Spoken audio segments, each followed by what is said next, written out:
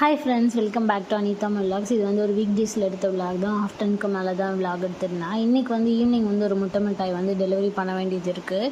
அதுக்கு மார்னிங்கே எழுந்து முட்டை மிட்டாய் எல்லாமே பேக் பண்ணி அது எல்லாத்தையும் ரூம் டெம்பரேச்சர் வர வரைக்கும் ஆற வச்சுட்டேன். சைட் பை சைடு வந்து பார்த்திங்கன்னா என்னோடய பேபியை வந்து குளிக்க வச்சுட்டு அவங்களுக்கு மதியானம் லஞ்ச் கொடுத்து தூங்க வச்சுட்டு நானும் என்னோடய வீட்டு ஒர்க்கை வந்து பாத்திரம் கழுவுறது, வீடு க்ளீன் பண்ணுறது எல்லாம் பண்ணி முடிச்சுட்டு ரொம்ப டயர்டாக இருந்தது. சரி லஞ்சு சாப்பிட்டுட்டு அடுத்த வேலையை பார்ப்போன்னு சொல்லிட்டு லஞ்சுக்கு வந்து கீரையும் அது கூட வெண்டைக்காய் ஃப்ரையும் தான் பண்ணியிருந்தேன். கொஞ்சமாக ரைஸ் வச்சு அது எல்லாத்தையும் சாப்பிட்டதுக்கப்புறமா முட்டை மிட்டாய் வந்து நல்லாவே ஆறி இருந்துச்சு.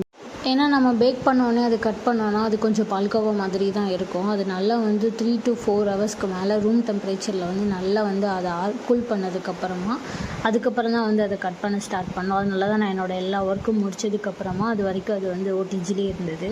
அதுக்கப்புறம் எடுத்து அதை வந்து கட் பண்ணி பீஸ் போட தான் ஸ்டார்ட் பண்ணிட்டேன். இந்த பாக்ஸில் வந்து 100 கிராம்ஸ் வச்சு நான் சேல் பண்ணிகிட்ருக்கேன். 100 கிராம்ஸ்னால் பாக்ஸோட வெயிட் வந்து ஒரு 8 கிராம்ஸ் இருக்கும். அது இல்லாமல் ஒரு 5 to 9 கிராம்ஸ் வந்து அதிகமாக தான் கொடுத்துட்ருக்கேன்.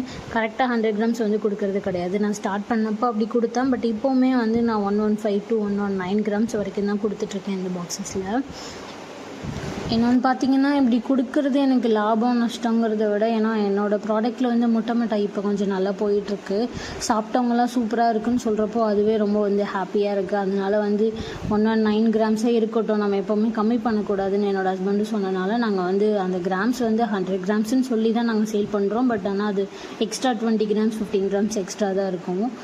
இன்னொன்று பார்த்திங்கன்னா இது ஒரு நாள் விட்டு ஒரு நாள் வந்து நான் அது பேக் பண்ணிக்கிட்டே தான் இருக்கேன். ஏன்னா வந்து நியர்பை ஷாப்புக்கு கொடுக்குறப்போ நம்ம வந்து 3 days 4 days வரைக்கும் அப்படிலாம் பண்ண முடியாது. ஏன்னா முட்டை மிட்டாயோட வேலிடிட்டியே 4 days 3 days தான் வரும். அது இப்போ இருக்கிற டெம்பரேச்சருக்கு இது வந்து 3 days வரதே ரொம்ப பெரிய விஷயம். அதனால் 2 days ஒன்ஸ் வந்து அந்த கடைக்கு நான் ரெகுலராக வந்து டெலிவரி பண்ணிகிட்ருக்கேன்.